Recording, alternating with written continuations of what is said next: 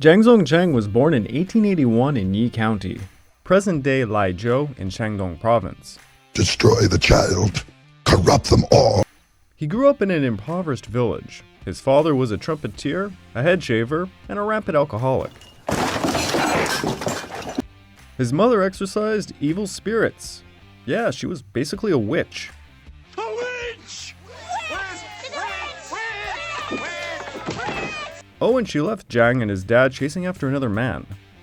The family moved to Manchuria when Zhang was in his teens, and he immediately got involved in petty crime around Harbin. Zhang would work as a pickpocket, a bouncer, prospector, and a bandit throughout his life.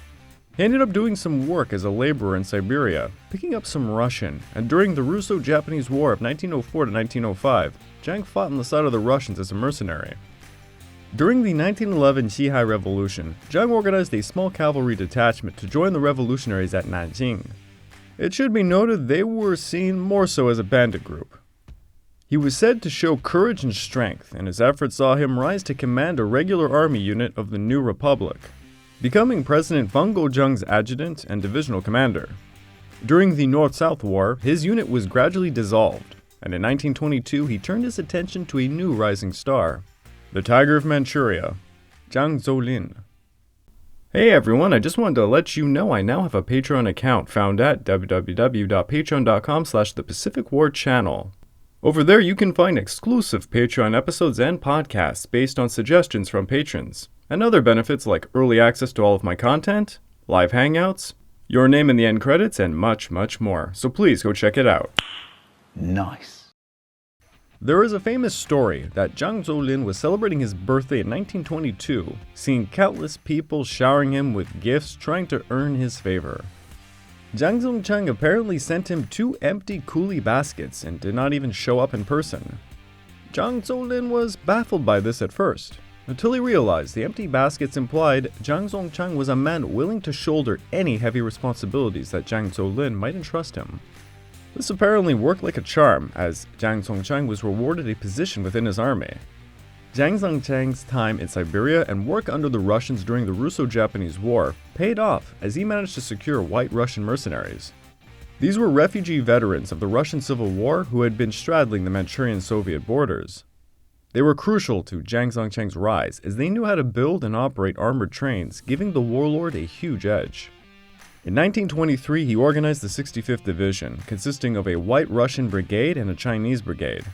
Around 3,000 White Russians served in this division, and they helped Zhang Zongchang distinguish himself during the Second Fengtian War, as he led them across Ruhe province and captured Luanzhou behind Zhuli lines. He also organized special units, such as a Cossack bodyguard, and became the first Chinese general to incorporate women into the military, forming an entire White Russian female nursing regiment. These White Russian nurse units helped train their Chinese counterparts, increasing efficiency. He also experimented with a small air force using a Codron C-59 bomber. During the Second Fengtian War, Zhang Zongchang's forces captured the crucial Lenkonguen Pass. Zhang Zolin then ordered him to occupy Xuzhou and Shanghai in 1925, and after conquering Shanghai proper and helping seize Nanjing, Zhang Zongchang was rewarded with the military governorship over Shandong province. As the military governor of Shandong province, this is where you hear about him being a monster. Oh, that was horrible! Your wish is horrible! You're horrible! You're an irredeemable monster! What took you so long, idiot? It is said one of his favorite hobbies was to split melons. That was bashing in the skulls of people with rifle butts. He also liked to hang people and their severed heads from telephone poles. He would reign over Shandong until 1928, and it was 3 very hard years for the people. His soldiers completely destroyed the local economy through mismanagement, looting, and outright destruction. The province was starved of funds, causing institutions like the provincial education system to collapse by 1927. You're broke! You're fucking poor! The provincial currency was issued as fast as it could be printed, and it became nearly valueless. Reminds me a lot of my nation's leader today. The commitment needs to be a commitment to grow the economy, and the budget will balance itself.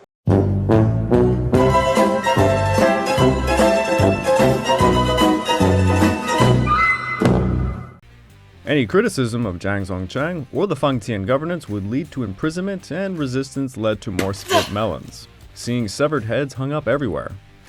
The peasants of Shandong were so brutalized by this they formed a group, the Red Spear Militia, branding red-tasseled spears, but not too many firearms. These men and women were completely outgunned, trying desperately to resist Zhang Zongchang's tyranny, and tyrannical it was. He imposed an incredible amount of taxes on the people. Taxes on rice, tobacco, firewood, dogs, rickshaws, livestock, brothels, military pensions, opium pipelighters. Honestly, anything that could be taxed, well, he taxed. He once forcefully collected donations for a shrine. That shrine was a bronze statue of himself. He extorted money from banks, misappropriated his troops' wages because he was paying them with worthless printed money, and he gave a monopoly to the opium dealers. Shandong province got so bad, a very young Vinegar Joseph Stilwell visited the area when he was serving as a young military attaché at the US legation in Peking. He said the dead and dying littered the streets, and the only thing the citizens of Shandong had to eat were crushed soybean cakes, usually used to feed pigs. There were abandoned children everywhere, carts of animals seized by warlord troops, and houses literally torn down for troops' firewood. Poverty and famine were rampant. Now all that devastation of Shandong, that was far removed from Zhang Zongchang, however, as he kept his quarters in the capital of Jinan. His HQ was described to be more like a medieval court full of extravagant entertainment. He had elaborate feasts, secured French champagne, scotch, and his favorite Cuban cigars. He entertained artists, writers, entertainers, arms dealers, drug kingpins, Western journalists, and such. He loved to play poker with other minor warlords, and they were high-stakes games. Sometimes he would walk away losing 30 to 50,000 at a sitting. The poker games were always played with silver dollars, not that useless money he printed for his troops and the citizens of Shandong. One of his most famous reoccurring guests was Madame Wellington Koo, who said of him, "Zhang Zongchang was so delightfully outrageous that he was disarming. There were many stories about him. He was called Old 86. Some said he was the height of a pile of $86. Others said that figure represented the length of a certain portion of his anatomy. When I visited him, my Pao Pei and my Chow Chow would come with me, and Zhang would roar at the servants, 'Never mind what you give Madame Ko to eat, but be sure her dogs get the very best or you'll suffer for it.'" Now I know so many of you want to hear about the nicknames, and they are numerous. The nickname Dogmeat General was said to be based on his fascination with the domino game, Paijiao. Others said it was because of his favorite brand of tonic, which was known as dog meat. And of course, there was the rumor he ate a meal of black Chow Chow dog every day, as it was popularly believed at the time that it boosted a man's vitality. But if you notice the quote from Madame Wellington Koo, I think he may have been a dog lover. But the part about a man's vitality fits this guy to the core. Nicknames like the Lanky General or the General with 3 long legs were certainly something he publicized heavily. Hey, Chris, what's with your leg? Oh my God, that's not your leg! There was indeed the rumor Old 86 referred to the length of his penis being 86 Mexican silver dollars. Nice. There was also the nickname 72 Cannon Zhang, referring to that length as well. I mean, the man was 6'6". People described him as, with the physique of an elephant, the brain of a pig, and the temperament of a tiger. Alongside his penis propaganda, he was a legendary womanizer. Take his other nickname, for example, the General of 3 Don't Knows. He did not know how many women, how many troops, or how much money he had. I think that nickname fits him better than the nickname he gave himself, the Great General of Justice and Might. I stand for justice! Zhang Zongchang had a ton of concubines. The exact number of concubines he had has variously been reported between 30 to 50, but historians have had a hard time trying to fix that number, as Zhang Zongchang himself allegedly did not know. Allegedly, his concubines were from 26 different nationalities, so he gave each a washbowl marked with the flag of her nation. He also was said to give his concubines numbers, since he could not remember their names, nor speak the various languages they spoke. Many of these women he married. He was a polygamist after all. There was known to be Chinese, Japanese, Russian, Korean, Mongolians, and at least one American amongst Zhang's women. Oh Lord, jeez. That's a lot of woman right there. Zhang Zongchang was semi-literate. Whenever people asked where he was educated, he would say, "The College of the Green Forest," a euphemism for banditry. Despite being semi-literate, Zhang Zongchang is famously known for his poetry, most notably his poem on bastards. "You tell me to do this. He tells me to do that. You're all bastards. Go fuck your mother." It should be noted, a lot of the poetry attributed to Zhang Zongchang may have been fabricated by a political opponent named Han Fuqiu, who took over Shandong province after him. Zhang Zongchang, despite being a brutal tyrant by all means, did reward his inner circle quite well.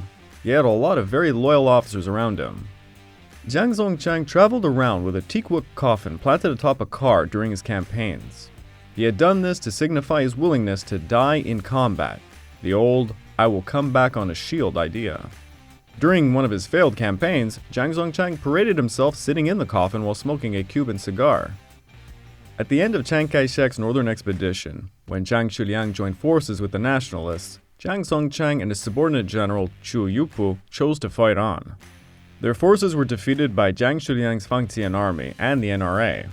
In the end, even his white Russian mercenaries betrayed him. Zhang Zongchang's luck had run out. He fled to Dalian, but he was not done. Zhang Zongchang still had tens of thousands of his former soldiers in Shandong province, who had not yet joined the NRA. Zhang Zongchang's subordinate, Liu Jianyan, joined the NRA and was awarded Eastern Shandong province for it, but his loyalty was questionable. Zhang Zongchang had the backing of Japan, and it seems all of these variables were enough to get him to fight for one last time. Hey, Bat Dad. I didn't hear no bell.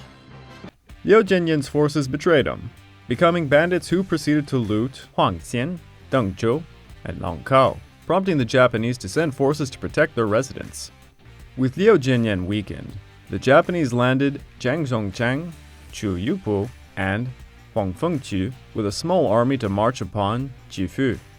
Zhang Zongchang raised up an army of 5,000 men, soon reinforced by Huang, who got 26,000 men altogether. The IJ likewise helped Zhang Zongchang by hindering the advance of the NRA, allowing Zhang Zongchang to defeat Liu's forces, claiming most of eastern Shandong province. He then tried to rally numerous other warlords to perform a mutiny in Beijing. In the end, it was only Zhang Zongchang who made a move on March 2nd of 1929, which utterly failed. Zhang continued his rebellion in Shandong, but his troops gradually began to surrender or desert him, prompting him to plead with Wellington Koo to get him a passport and safe travel to Moji, Japan. He lived in Beipu for a while, and he wound up in a very bizarre incident where he allegedly accidentally killed Prince Yankai, a cousin of Emperor Puyi. Zhang Zongchang's story goes, he was at an open window at a hotel in Beipu on August the 12th of 1929. Prince Yankai happened to be strolling in the garden, and Zhang Zongchang was just happening to be holding a pistol when it suddenly went off, shooting the prince dead. It enables you to... It was also alleged the late prince was being intimate with one of Zhang Zongchang's concubines. I will let you do the math. Zhang Zongchang was put on trial, found guilty, and given a choice of 15 days in prison or to pay $150 USD. So he chose the fine.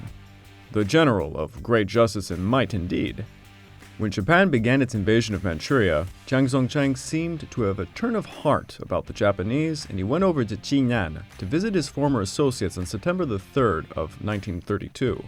It is alleged Zhang Zongchang was invited by Zhang Xueliang to meet with Han Fuqiu, who had recently defeated Liu Jianyan and was now the governor of Shandong province. The men all met and drank, with Zhang Zongchang telling Han Fuqiu he still had loyal men in the province that could help fend off the Japanese. Well, Han Fuqiu saw Zhang Zongchang as a rival, and went to Zhang Zongchang's friend, Shi Yousan, to form a plan to kill him. They arranged for an assassin, Zhang Zongchang, the adoptive son of General Zhang Zongchang, a subordinate to Feng Yuxiang, and a man Zhang Zongchang had killed. It is also alleged that Feng Yuxiang got involved in the planning of the assassination. He was, after all, Zhang Zongchang's #1 rival. Zhang was invited by Xi Yusan to a banquet in Jinan, where he showed great interest in Zhang Zongchang's revolver, to which Zhang Zongchang gave it to him as a gift. Zhang Zongchang was later about to get on board a train to Beijing, where he was ambushed and shot in the chest by Zhang Zongchang. Zhang Zongchang immediately handed himself to the police, stating he did it for the greater good. All about the greater good. And later Chiang Kai-shek would pardon him. Zhang Zongchang's last dying words were apparently, "No good." Zhang Zongchang's funeral in Xishan was attended by family, loyal friends, and a ton of paid mourners. Zhang Zongchang's tomb was rumored to have immense riches, and thus a ton of grave robbers went after it in the 1930s. Am I really gonna defile this grave for money? Of course I am! And so ends China's basest and probably most brutal warlord, Zhang Zongchang. You're my boy, Blue! You're my boy.